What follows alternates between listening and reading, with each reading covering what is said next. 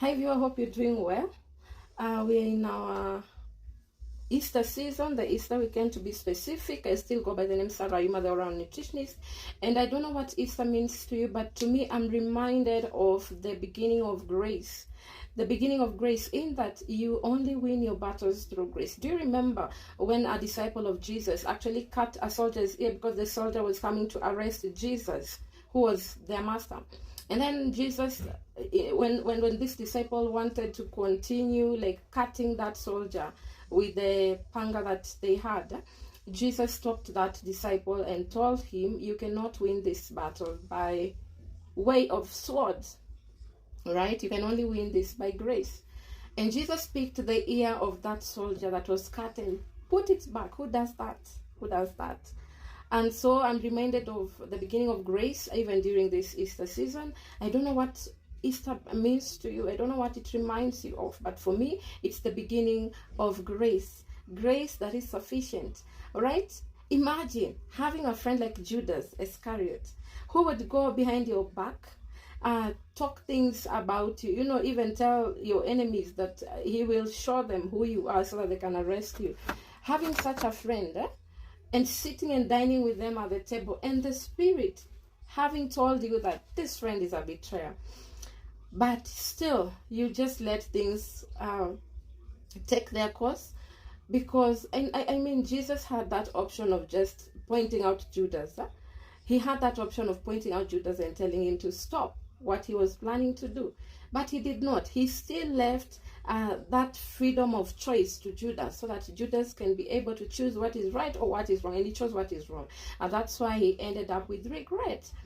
So when you have such friends that are betrayers in your camp, on your table, in your boat, what are you supposed to do? What are you learning from what Christ did during the Easter season? I think what you're supposed to do is actually let them make that choice. Let them make that choice, and let them just, maybe feel the consequences of their actions.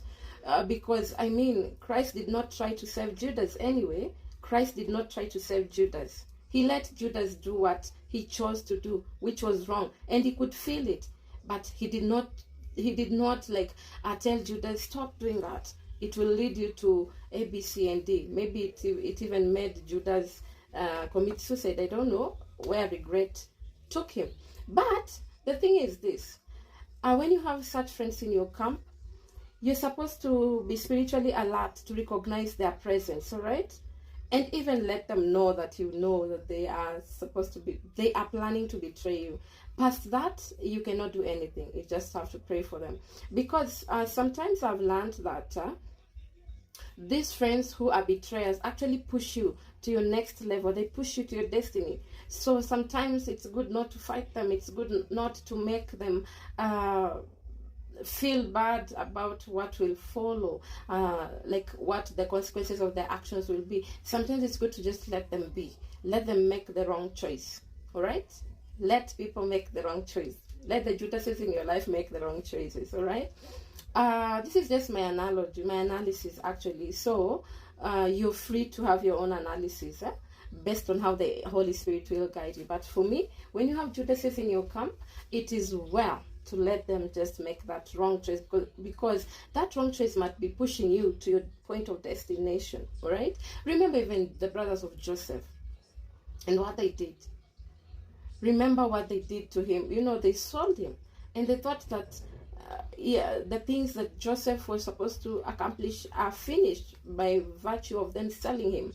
But what happened? They pushed him to his destiny. It reached the time that there was famine,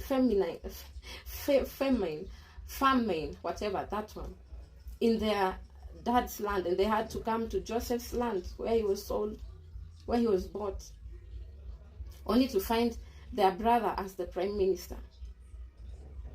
So sometimes, during this Easter, God is just giving me these two revelations. That number one, it's the beginning of grace, the great period of grace, a period where nothing is too much, all right? Nothing is too much. Like, nothing that someone can do to you is too much. That is what grace means to me. Number two, it also brings to light the Judases in my life, because everyone has Judases. You cannot sit there and pretend like you don't have Judases. So what am I supposed to do with the Judases? I think this Easter period demonstrates that I'm supposed to just let the Judases be. Right? Let them be.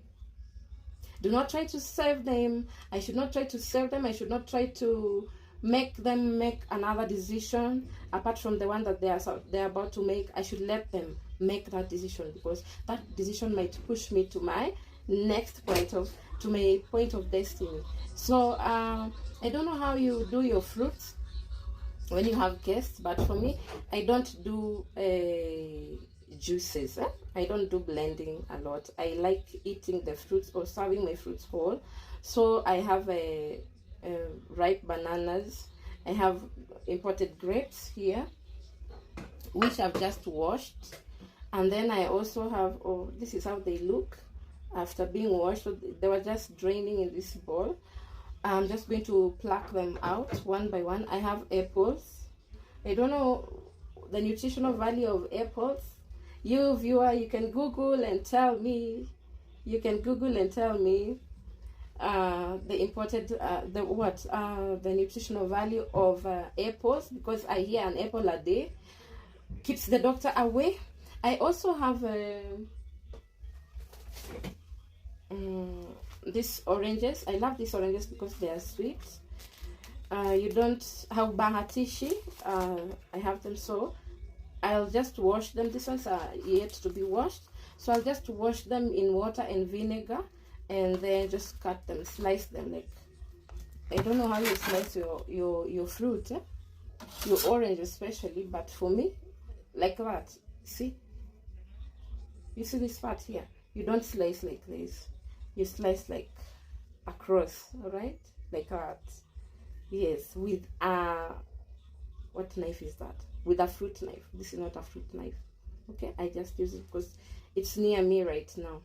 So I'm going to just cut and serve my fruits whole, even as I teach you how to cook something else, something very nutritious. All right, stay tuned for my next available video, and thanks for watching this to the very end. If you've not subscribed to my YouTube channel, please do so to avoid missing out on very many inspiring topics of discussion. Okay, that's it from me. God bless.